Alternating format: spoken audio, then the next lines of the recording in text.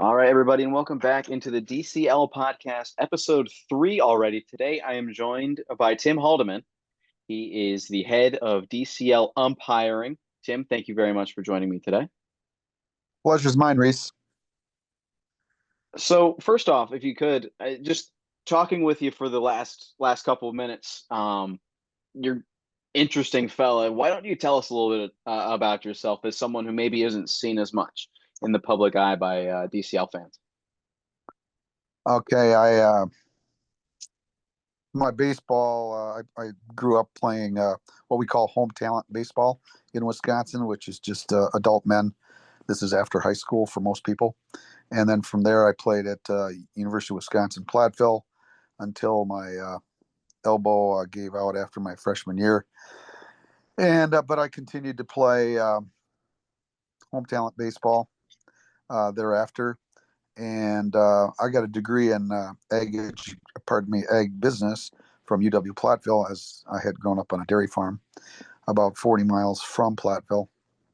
And so my job brought me to the east side of Madison, and I eventually ended up in the Beaver Dam area.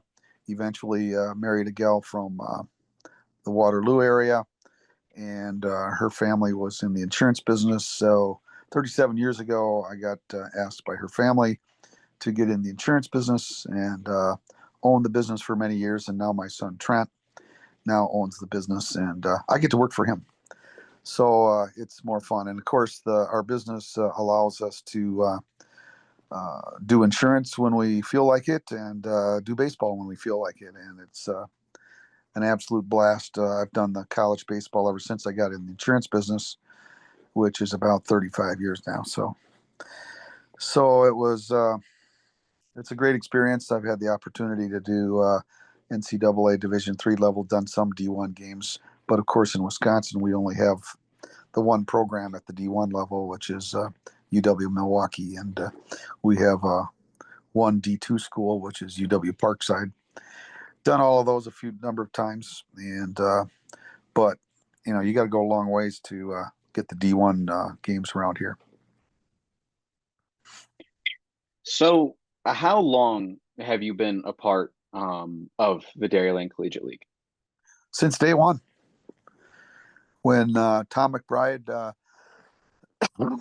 excuse me, when Tom McBride, the head of the Thundercats organization in Lake Mills, Wisconsin, contacted me and said he was going to have a summer collegiate baseball league, and he knew that I had many years of college baseball umpiring experience, and asked me to be the assigner for the league.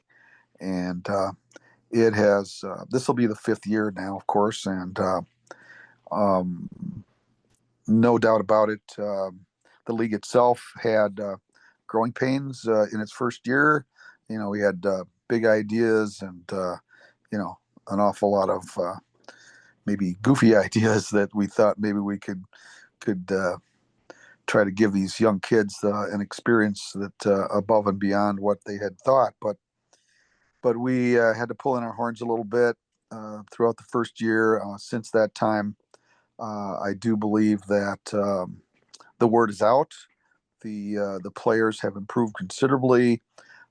We are able to get many, many more pitchers, which of course we all know is the name of the game in a short, roughly 8-week summer league. And so, what has working with the DCL? What's it meant to you over the last few years?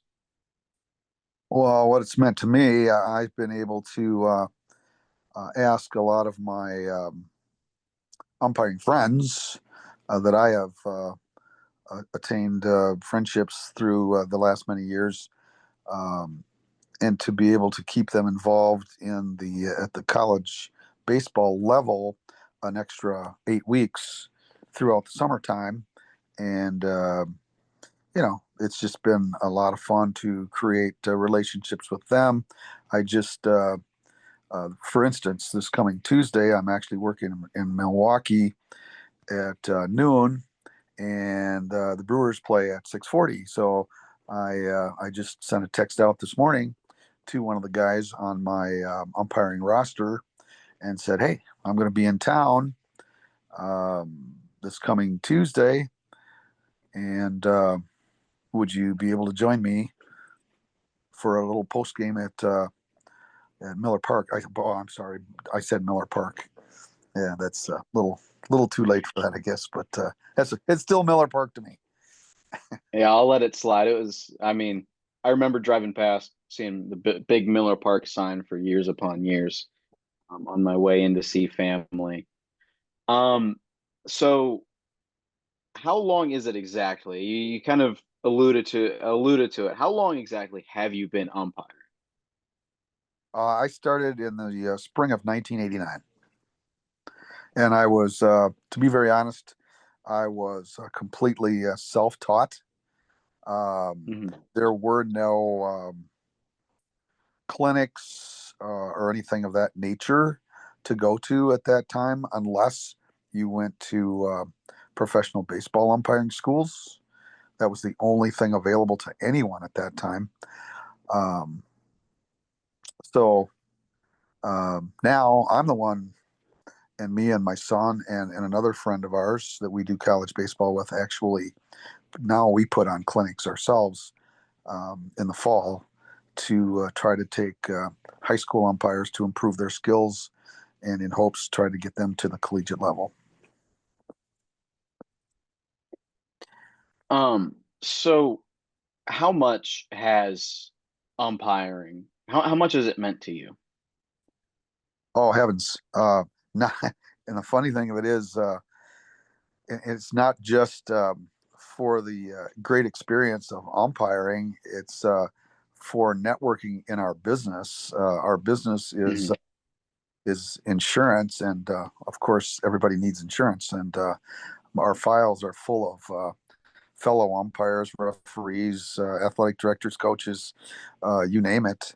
Um, yeah, it's just helped our business immeasurably as well. But yeah, it's been a big part. I didn't start umpiring till I was 35 years old, and I've had the great fortune to take some young people now and uh, assist them and get them to the next level. That's awesome. Um, so as the head of umpiring at the DCL, what's kind of your day-to-day like?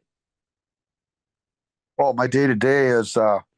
First of all, I've got the everything assigned already for this year, and I've had it pretty Okay. much and for about a month already, because the great majority of the guys on my assigning league roster are collegiate baseball umpires, and so there are other leagues, of course, throughout the area in southern Wisconsin, and needless to say, they are in demand, because we all know that officiating is a difficult thing to ask, especially in the fact that we've already worked for close to a month, and now we're talking about going through the entire college season, which ends roughly in the middle of May, and then we're going to start up again. Our first games in the DCL this year are June 4th, and the championship game will be played on the 27th of July. So, as we all well know, the weather gets much warmer, and oftentimes there's a lot of guys, even at the collegiate level, who are, they'll work for 3 to 3.5 months in the spring, and they very honestly get burned out, and they just don't want to work in the summertime, especially in the hot weather. Uh, but like I said, I've got at least 20 guys on my roster. We never play more than 2 games a day. So, I'm able to distribute games to quite a number of fellows to try to improve them as well. I try my best to get to watch these guys work on occasion once in a while, try to give them some tips along the way. But personally, I feel our roster has improved considerably.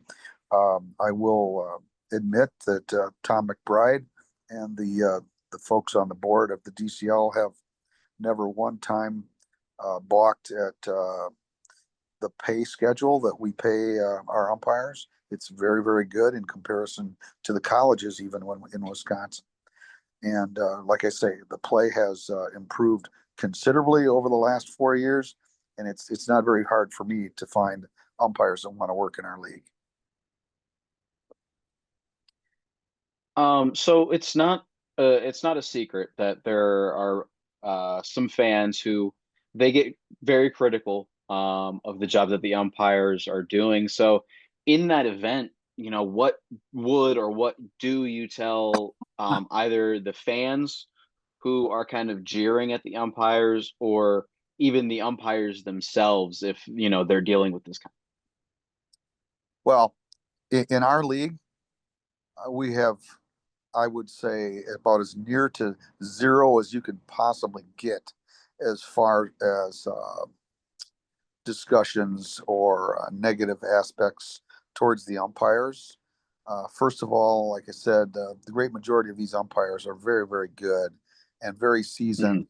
And yeah, we know that on occasion you're going to get, cat calls from maybe one parent, but once the kids get to college, uh, the parents become a little bit more of a realist and understand that this one call today probably is not going to be the difference between a D1 school versus a D3 school. They've probably already committed to maybe a JUCO or maybe a Division 3 college school.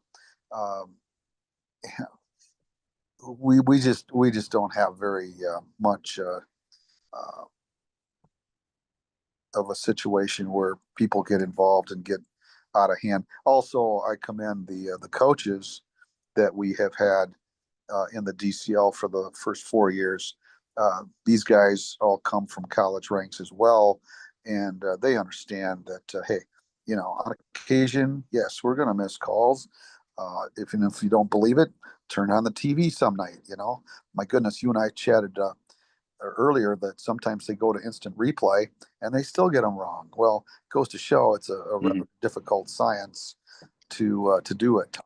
But and we work, by the way, we do work for 2-man for all of our games, except for championship day, we go to 4-man.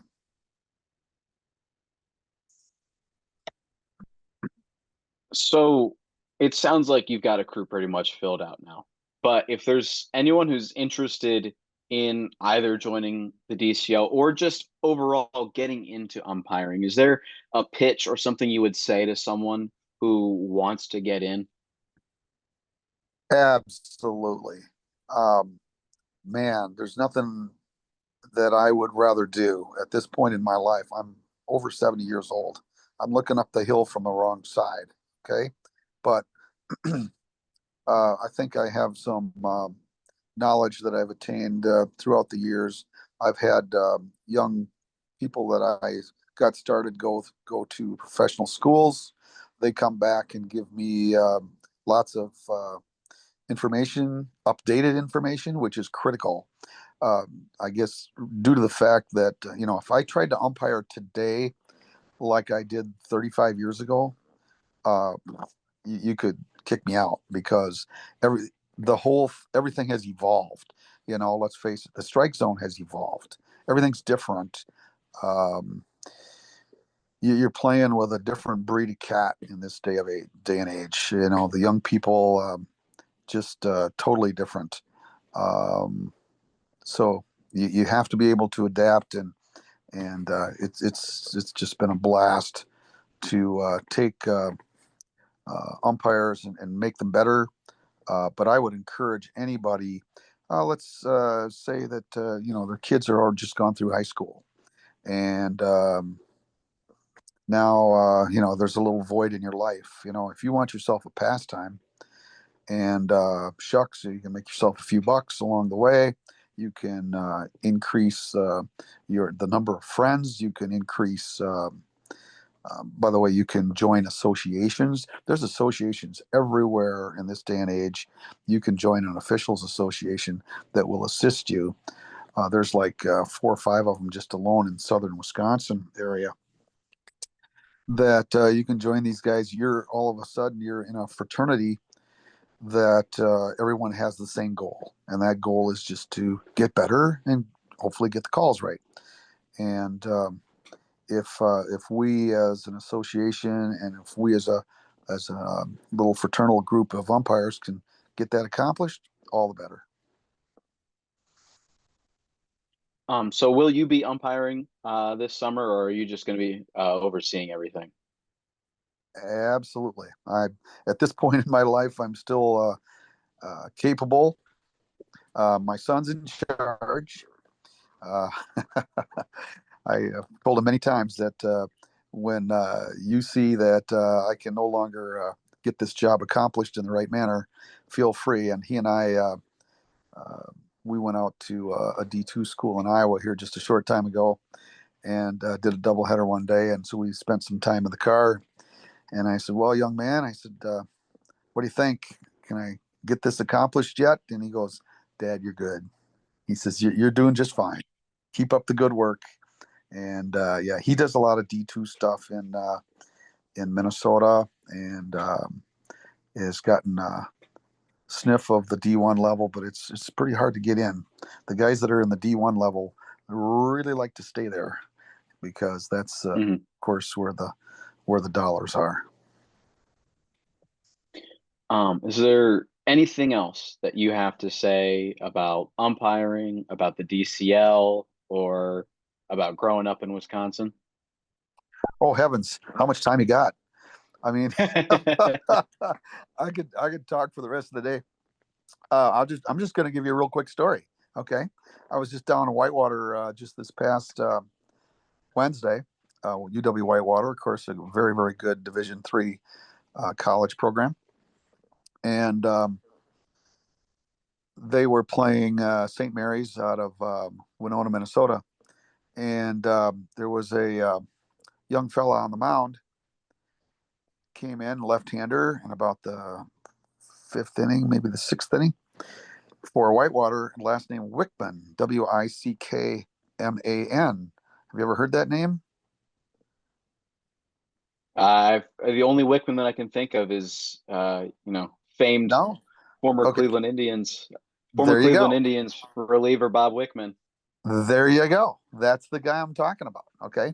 Bob Wickman um, pitched at UW Whitewater and went on to pitch for, I don't want to be wrong here. I'm going to say 5 different major league teams, for either 4 or 5. uh, Yankees, Cleveland, Milwaukee, and I think maybe one other, if I remember right. So, and Bob and I have been friends for a number of years. He, after his baseball career in the bigs, he went on to coach high school baseball in a small town just west of Madison, about a half an hour. So he and I bumped heads a few times and been able to uh, get to be friends over the years. And so after the game, I just happened to be leaving the parking lot, and I'm thinking like, "Holy smokes, that's Bob Wickman right over there." So we went over and we chatted for probably 15 to 20 minutes, and his son, very honestly, they brought it up to me, said that he interested in possibly playing in the DCL, if not this year, for sure next year.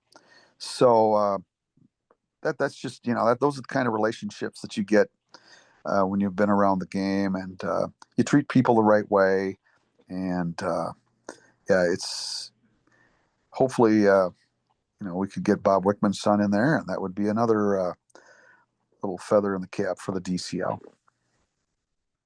That would be quite the headliner to include Bob Wickman's son in the DCL. Well, that's all I have for you, Tim. I truly appreciate your time, and we'll be seeing you soon All right, here in just about 2 months.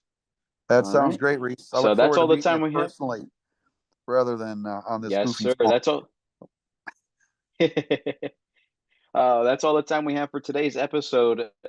Stick around next week. We will be back with another edition of the DCL podcast. Thank you for watching, everybody, and have a great day.